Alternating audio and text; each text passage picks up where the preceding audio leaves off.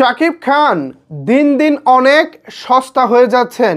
এভাবে তার 2 দিন পর পর ক্যামেরার সামনে আসা ভক্তরা খুব একটা ভালো চোখে নিচ্ছেন না। পাশাপাশি চলচ্চিত্র অঙ্গনের যারা গুণী নির্মাতা আছেন তারাও বিষয়টি খুব একটা ভালো চোখে দেখছেন না।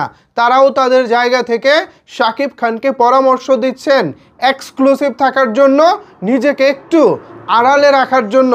কারণ শাকিব খানই হচ্ছেন আমাদের ঢাকায় সিনেমার ব্র্যান্ড। এখন এই ব্র্যান্ড যদি 2 দিন পর পর ক্যামেরার সামনে এসে সস্তা হয়ে যান, তাহলে এতে করে আমাদের চলচ্চিত্রের জন্যই বিষয়টি ক্ষতির কারণ হয়ে দাঁড়াবে। ঠিক এমনই মনে করতেছেন আমাদের ঢাকায় সিনেমার একজন গুণী নির্মাতা। তো চলেন সেই গুণী নির্মাতা আসলে শাকিব খান সম্পর্কে কি বলেছে, পাশাপাশি যে ভক্তদের দাবির কথা বলতেছি, যারা বলতেছেন শাকিব খান সস্তা হয়ে যাচ্ছেন, তাদের দাবিটা আসলে কি, এই দুয়ে মিলিয়ে বিস্তারিত থাকছে আজকের এই ভিডিওতে।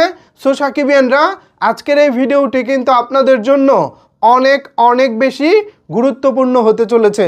সো মনোযোগ সহকারে ভিডিওটি দেখার অনুরোধ রইল। আপনাদের সাথে রয়েছে আমি ওয়াসিম। ভিউয়ার্স, আমি শুরুতে আসিফ ইকবাল নামে একজন সাকিবিয়ানের ফেসবুকের একটি পোস্ট আপনাদের সামনে পড়ে শোনাতে চাই। এখানে আমার সামনে পোস্টটি রয়েছে।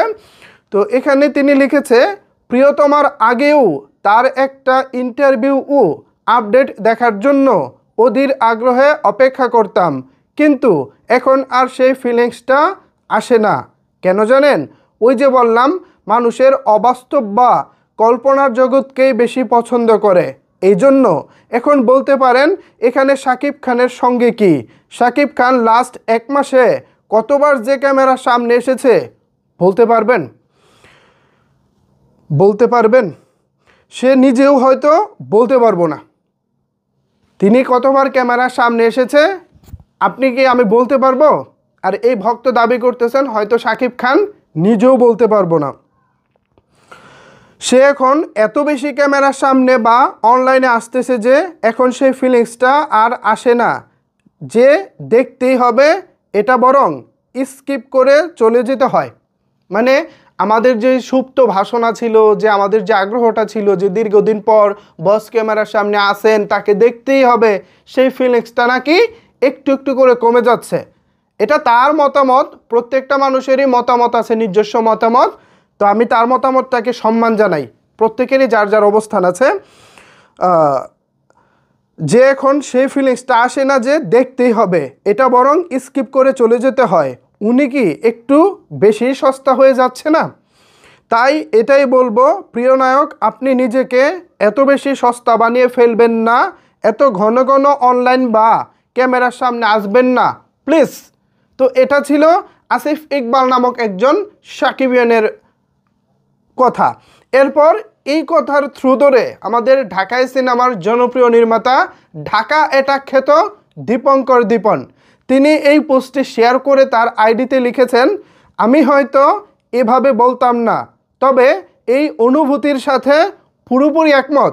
মানে ভক্ত যে অনুভূতিটা প্রকাশ করেছেন সেই অনুভূতির সাথে নির্মাতা দীপঙ্কর দীপন সম্পূর্ণ একমত। শাকিব ভাই, আপনি আমাদের ব্র্যান্ড, আপনি আমাদের সিনেমার লাইট হাউস, আপনাকে এক্সক্লুসিভ থাকতেই হবে। বুঝতে পারছেন সাকিবিয়ানরা? এ হচ্ছে নির্মাতা দীপঙ্কর দীপনের ভাষ্য।